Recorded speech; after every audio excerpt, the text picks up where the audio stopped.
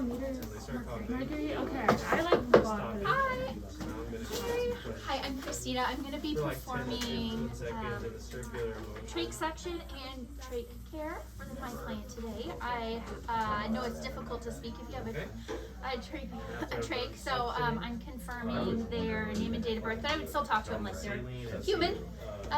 Okay, so I've ensured privacy. I have ensured the need for this and allergies and all that. I'm going to raise the bed to a good working height for myself and then place the client in a semi-Fowler's position.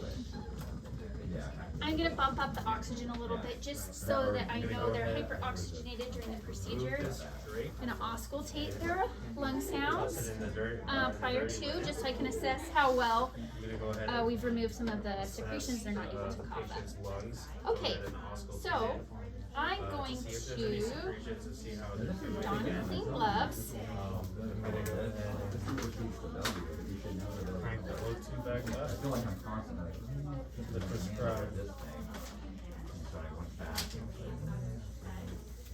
So for this, Mary, I'm just going to be removing your oxygen here. I've got an O2 monitor on them continuously so I can monitor how well they're tolerating the procedure. So now I'm going to remove the oxygen. Okay, and we'll put that back on as soon as you're done here. I'm ensuring that this, the oxygen is working prior to this getting in my sterile field. And it is working, so I'm going to be suctioning between 80 and 120 millimeters mercury. And then I'll do intermittent 10-second pass at a time at a twisting motion. So I'm going to need some normal saline for lubrication. Now I'm going to open my sterile field. Make sure you can see this. And then I'm just going to pop this little basin out. And I'm going to pour some normal saline in there. Again, that's just to lubricate the tip of the catheter. Okay, and now I'm ready to start a more sterile procedure. So I'm doffing my gloves, I'm hand hygiene. And then I'm going to don sterile gloves. Too loud.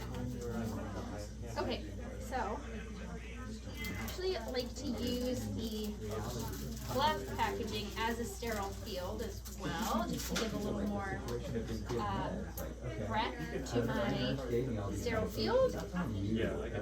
Okay. So, this is a little funny because I'm going to have to use my non-dominant left hand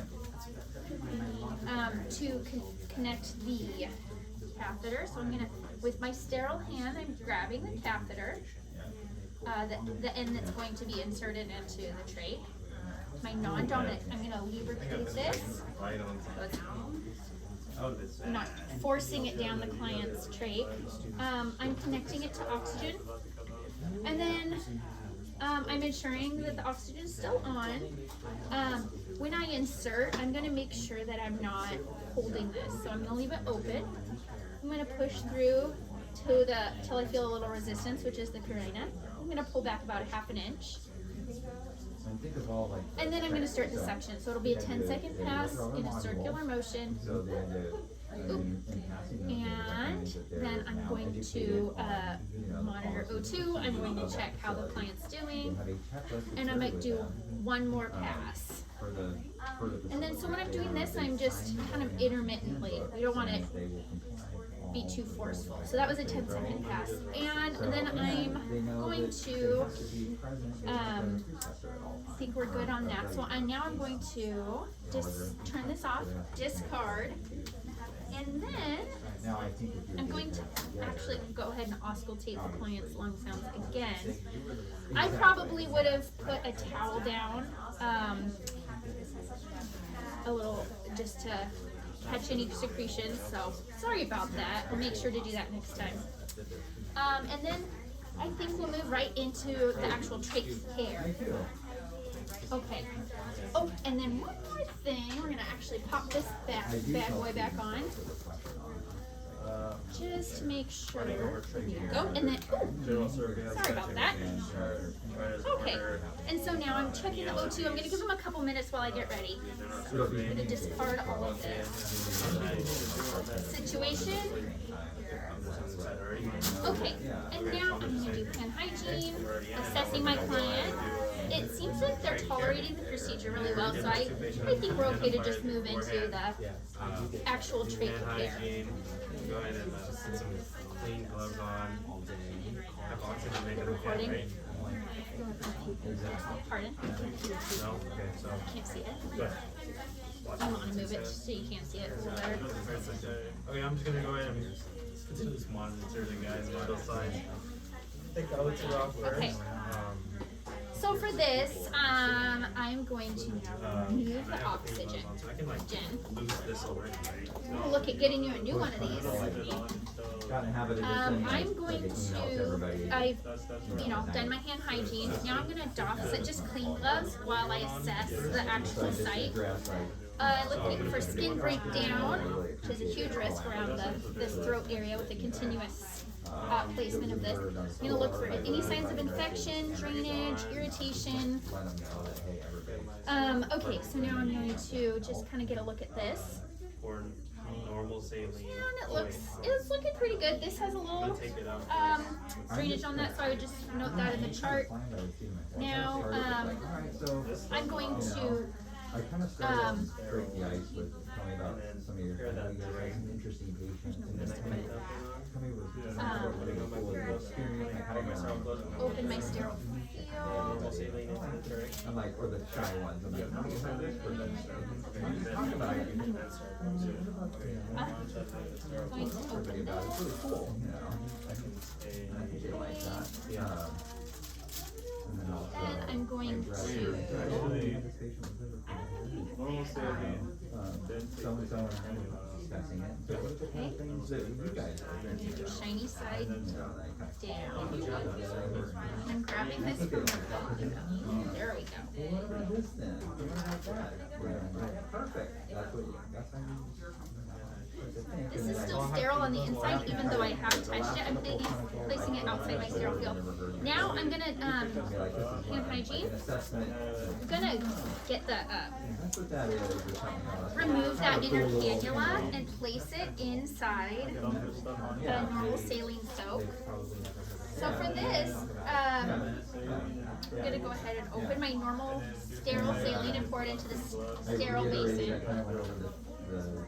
There's a couple compartments in here, so one of them I'm going to soak the inner cannula, and the other one I'm just going to use to kind of dip my gauze and remove exudate. So now I'm grabbing this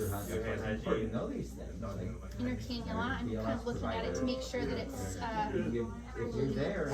doesn't have a lot of drainage. Now I'm going to don my sterile gloves. How to be prepared for the situation, and then it happened with this person here. She didn't get depression or anything. But then I learned, like I heard the code.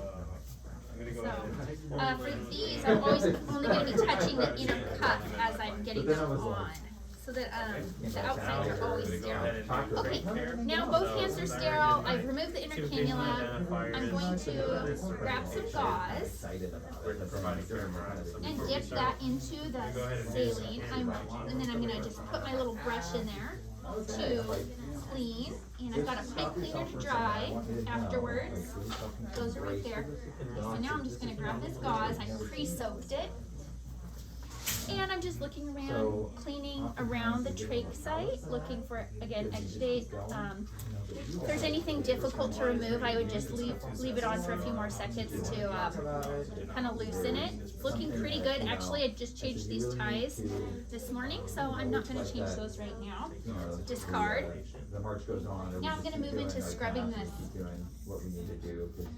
Okay, cleaning inside, outside, and then I'm going to go ahead and take the pipe cleaners, and I'm going to dry the inside and the outside, and then I'm going to just have this ready to insert. We're going to go with the groove, so there's that. Okay, and now I'm gonna just take this gauze and place it around the stoma site. Do some hand hygiene. There. Particular way of framing it. Now, I feel ready for it as the pod. There we go. It's like a How's that? respect. Okay, feeling a little better. Okay, and I'm gonna remove the O2. It looks like after I put their oxygen back on, I'm gonna just make sure that they've handled this procedure well, and that their O2 is within defined limits. It looks good. She's at 97%. So I'm gonna document any of my findings and clean up my stuff.